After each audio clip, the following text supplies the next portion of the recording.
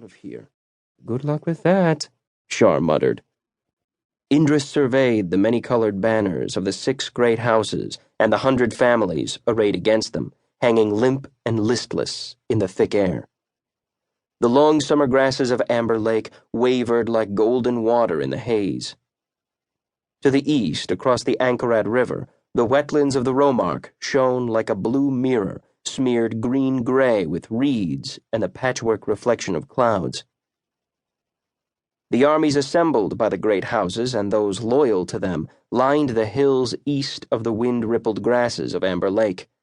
They were the Avān, his own people, like humans, yet not, made by the Seath millennia ago to be their servants, not their usurpers. In their ornate armor of bronze-shod steel plates, with their long curved swords and crescent moon axes, they were terrifying. The day had not turned out as expected. The arbiter of the change, the government's chosen representative to manage the conflict, had planned for the battle to be fought between 2 champions, the winner deciding the outcome. Indris had volunteered to fight for Faradin, confident he could defeat, without killing, whatever champion was sent against him. But there were those among the great houses unwilling to risk all on a single combat, and instead horns had pealed, splitting the air, as the first wave of the Avān army had thundered across the field. Ifiri, giant men with the heads, legs, and tails of horses, had surged forward, leather groaning. They had smashed into the front lines of Faradin and his Seath, laying waste to those about them.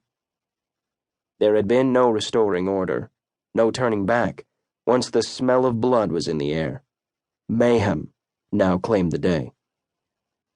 Bright sunlight flashed from weapons. It seared the eye where it blazed from polished shields and breastplates, helms with their long plumes of dyed horsehair and feathers, and metal crests polished bright. Warriors flowed in complex formations like colored inks swirled in turbulent water. Arrows buzzed like gnats. The melee had one mighty voice, a rumble like the basso of thunder, which echoed, rolled, boomed without ever dying, in counterpoint to the shrieks of metal, the screams of pain, the war songs.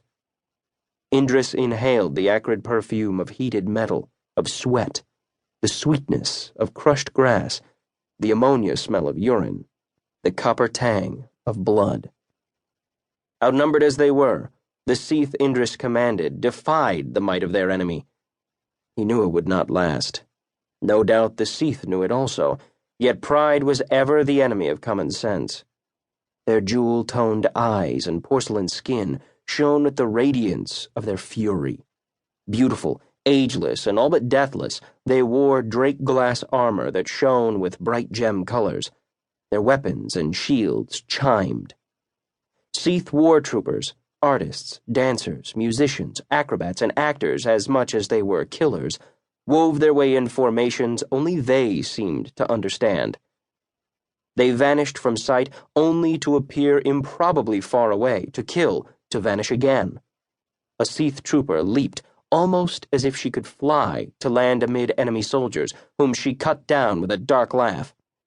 The Seath's drake-glass helms shifted form from leering skulls to maniacal laughing faces to the sorrowful visages of beautiful maids, cheeks bright with diamond tears. Wyvern riders swooped to strafe combatants with arrow fire. The rainbow-hued reptiles snatched warriors from the ground and carried them into the sky, only to hurl them to the ground below. When a wyvern was shot from the air, it plowed great furrows through the ranks of soldiers as it died, poisoned stinger flailing. Seeing their chance for glory, the warrior poets from both armies sought each other out. Challenges to single combat rang clear, for such was the old way of the militant elite. Small circles or squares opened in the greater battle as the flamboyant warrior poets met, fought, died. Songs would recount the glory of their lives by moonrise, even as the flesh was boiled from their skulls, the bone to be plated in gold as a trophy.